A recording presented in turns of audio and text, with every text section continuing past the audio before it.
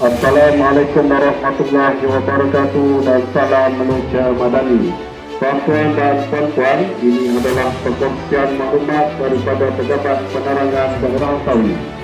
Jabatan Perangkaan Malaysia (DOSM) melaksanakan Bangki Ekonomi 2026 (BEG 2026) bertemakan data nadi ekonomi rakyat di seluruh negara bermula 5 Januari hingga 31 Oktober 2026.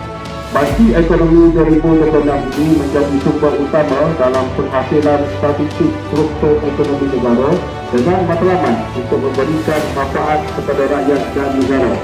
Kerjasama semua pihak terlibat telah diharapkan sepanjang tempoh bangki bagi memastikan keberhasilan statistik yang tepat dan berkualiti demi kemajuan ekonomi negara.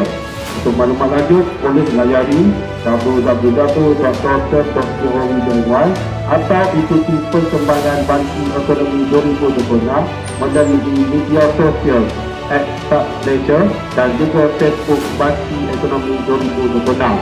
Perkongsian maklumat ini disampaikan oleh Pejabat Penerangan Daerah Tawi. Terima kasih.